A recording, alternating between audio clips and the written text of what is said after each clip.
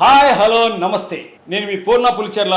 మీరు చూస్తుంది పూర్ణ టీవీ. సినిమాల్లోనే కాదు, రాజకీయాల్లో కూడా రియల్ హీరో పవన్ కళ్యాణ్.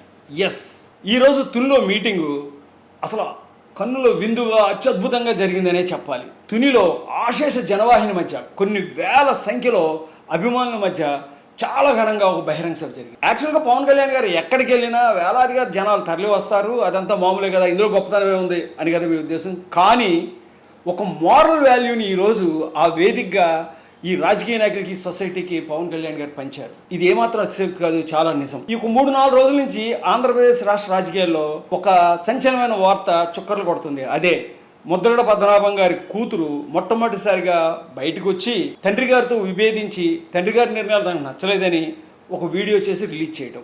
తర్వాత మళ్ళీ ఆవిడ ఇంకో వీడియో రిలీజ్ చేసి నేను ఇక్కడి నుంచి జనసేన పార్టీకి మద్దతుగా ప్రచారం కూడా చేస్తాను, పవన్ కళ్యాణ్ గారి గెలుపుకి కృషి చేస్తాను అని ఇంకో వీడియో రిలీజ్ చేయడం. ఈ 2 వీడియోల మీద ఆంధ్రప్రదేశ్ రాష్ట్రంలో చాలా బాగా సర్క్యులర్ అవుతుంది. అందరి దగ్గర ఇదే పెద్ద టాపిక్ అవుతుంది. క్రాంతి గారి వీడియోస్ అన్నమాట ఆవిడ పేరు. అయితే అనూహ్యంగా ఈరోజు తునిలో బాగా బహిరంగ సభ జరుగుతున్నప్పుడు తుని బహిరంగ సభకి క్రాంతి గారు, ఆమె భర్త చందు గారు ఇద్దరు వచ్చారు.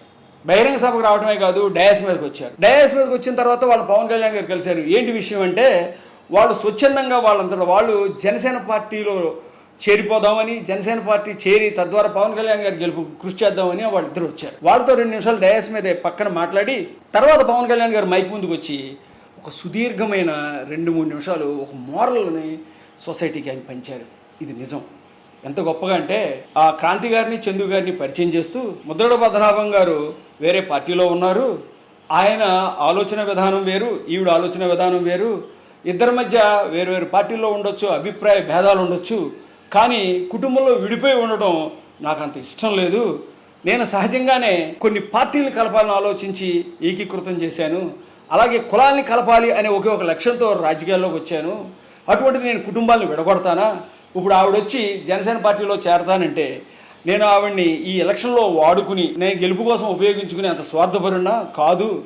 కానీ ఆవిడకి ఎప్పుడు జనసేన పార్టీ అండగా ఉంటుంది. తండ్రితో విభేదించిన ఆవిడ మళ్ళీ తండ్రితో కలిసి వాళ్ళ మధ్య ఉన్న మనస్పర్ధలకి క్లారిటీగా ఒక ఒప్పందానికి వచ్చి వాళ్ళంతా కలిసి ఉన్న పూట డెఫినెట్గా ఆవిడ్ని వాళ్ళందరి సముదాయంతో, వాళ్ళందరి సమక్షంలోనే నేను నా పార్టీలో కండువగా ఆహ్వానిస్తానని స్పష్టంగా ప్రకటించారు. ఈ రోజుల్లో అన్న ఒక పార్టీలో ఉంటే తమ్ముడో పార్టీలో ఉంటారు. ఇద్దరిని వేరు పార్టీ వాళ్ళ రాజకీయ లబ్ధి కోసం విపరీతంగా ప్రోత్సహిస్తూ ఉంటారు, వాళ్ళ మధ్య ఘర్షణలు పెంపొందిస్తారు. అటువంటి రాజకీయ నాయకుడు నేను కాదు, నేను వేరు అని ఆయన ఎప్పటి నుంచో అంటున్నారు. అన్న ప్రతిసారి ఏదో ఒక సంఘటన చేస్తూ నిరూపిస్తున్నారు.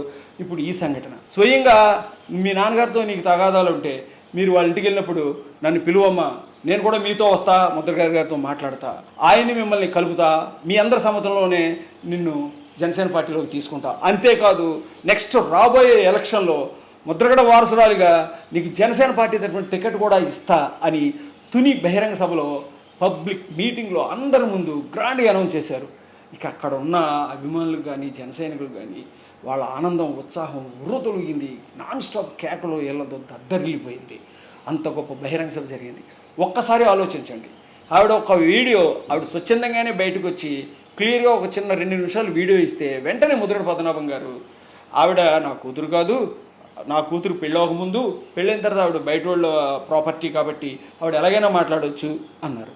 మళ్ళీ నెక్స్ట్ డే ఆవిడ చేత అలా మాట్లాడిచ్చారు అన్నారు. జనసేన అటువంటి రాజకీయాలు చేయదు, అలా కుతంత్రపు కుళ్ళు విడగొట్టే రాజకీయాలు చేయదని చెప్పడానికే పవన్ కళ్యాణ్ గారు ఈరోజు తుని మీటింగ్లో శ్రీమతి క్రాంతి గారి మెడలో కండువ వేసి ఆహ్వానించలేదు, ఆయన భర్త చందు గారి మెడలో కండువ వేసి ఆహ్వానించలేదు. వాళ్ళని గర్వంగా ఆహ్వానించి సగౌరవంగా ఆయన రాజకీయంగా వాడుకోవచ్చు, రాజకీయంగా ఉపయోగించుకోవచ్చు. ఈ 8 రోజులు వాళ్ళు పిఠాపురంలో కాలుకు బలపం కట్టినట్టుగా తిరగొచ్చు కూడా ముద్రగడ పద్మనాభానికి వ్యతిరేకంగా. కానీ ఆయన అది కోరుకోలేదు. ఇది ఇంకా ఆ కుటుంబం మధ్య ఎడబాటు అవుద్ది తప్ప సర్దుబాటు అవ్వదని ఉద్దేశంతో ఆయన వాళ్ళని వారించాడు. తనే దగ్గరుండి వాళ్ళ నాన్నగారి దగ్గర తీసుకెళ్ళి మాట్లాడతానన్నారు.